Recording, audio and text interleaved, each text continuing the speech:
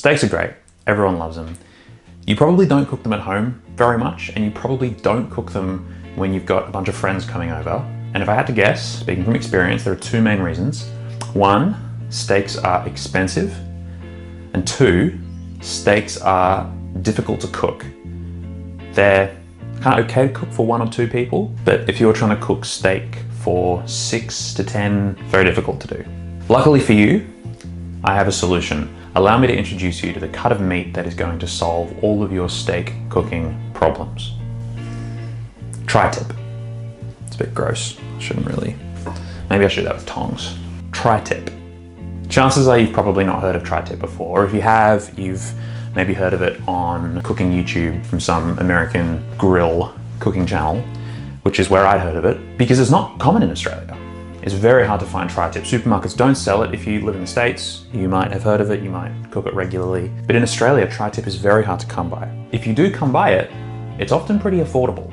This tri-tip I got from my local butcher for $16.99 a kilo, which compared to other steak prices is very, very good. There are some kind of upmarket bougie butchers that sell it for more of a sort of steak price, which is fine. If you can afford that, go for it. But if you have a local butcher and you ask them, hey, do you have any tri-tip? For these guys, I've got to ask them if they have it out back because they never have it on display. But they do stock it, so worth asking. Ask your local butcher. Tri-tip is very affordable. So that solves the first issue of why you don't cook steaks at home. Too expensive, tri-tip, very affordable. Second, it's difficult. It's really hard to cook steak for more than a couple of people. Cooking one steak at a time, by the time you've gotten to the 10th steak, first one's getting cold, you've got to manage all the different, not fun. Tri-tip, there are 3 steps to cooking it. You season it, you put it in the oven, and you sear it in a pan, and it's done, and it's delicious. So I am going to cook tri-tip tonight. We've got some friends coming over. I'm going to make some Korean steak tacos. As an example, it's steak, you can cook it however you like, really. You want to do steak and potatoes, you want to do a steak rice bowl, more authentic Mexican steak tacos, however you like your steak, tri-tip can fit the bill. So if you don't cook steak at home because it's either too expensive or too difficult, you should give tri-tip a go because it's much more affordable and it's pretty easy to do. Let me show you how it's done. All right, welcome to my kitchen. Getting into the fridge to gather a few ingredients. We've got some bits and pieces for a slaw on the tacos and some condiments as well. Grabbing the recipe book for a point of reference, doing a quick bit of cleaning, and then the spring onion. So these are just garnish. I cut them at a diagonal because I think that looks nice, but you can do it however you'd like if you are going to try this recipe. Cabbage, thinly sliced. I used half the head, but only ended up using about 3/4 worth of that. All into a big bowl for the slaw. After cabbage comes some carrots. I used 4 of them. Peeled into the bin, topped and tailed. I julienned these, but you could definitely grate them if you can't be bothered.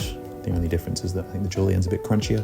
Kimchi, cut that open and slop a bit of that down. I used maybe about a cup. I was just eyeballing it. Chop that roughly and put that in, get every last little bit, dress the slaw with a bit of rice wine and a bit of salt. Give it a mix, give it a taste. I was happy with that, so put that to one side. Clean your surface to cook the steak. Baking tray with baking paper. If you have a wire rack, that would probably be better. Put the steak down, give it a dry as much as possible. The drier it is, the better color you get because there's less moisture, obviously. I season this with a bit of salt because this recipe has a glaze that goes on later, but if you've got a spice rub or you want to do salt and pepper, that could be great too. In the oven at 125 until the steak has an internal temperature of 50 degrees Celsius. Some ingredients for the marinade, which I will leave in the comments. Just using the rice wine to empty out that oyster sauce bottle. Give it a mix, set that aside, check the steak temp. Happy with that, 50 degrees. So we are getting that out and getting that ready. Heat up the pan, dry the steak again, make sure it's as dry as possible. Plenty of oil in a hot pan. I'm using cast iron. Steak in, and you're only going to cook it for 1 minute aside because having it in the oven has meant that the internal temperature is perfect. You just want to get a nice color on the outside. Pretty happy with that. Using a protein press to make sure that it's pushed down nicely. Plenty of contact with the pan. This is the glaze going on now, just for the last 20 to 30 seconds of cooking time, so that gets all nice and caramelized and lovely. Move the steaks around, take them off. Of course, a few moments later, we let it rest. Slice it out, looks beautiful. Give it some cuts, have a look at that. Nice and tender.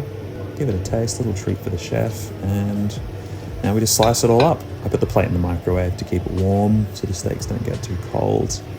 And then it's just a matter of cutting all of that meat into ready to eat slices. Take a moment to admire that protein mountain and wipe everything down and get ready to serve the tacos. Heat up those tortillas, no one likes a cold tortilla, and then just put everything out on the table. We did that already and then they just fell apart again. Yeah, what's Sammy? We got Sammy to do it and then they fell apart again. Sammy. Condiments and protein. And it's that easy to make steak for your friends. So go, buy some tri-tip, invite your friends over for dinner, and cook them some steak.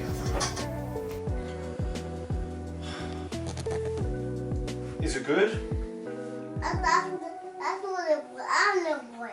He's a little boy. Yeah.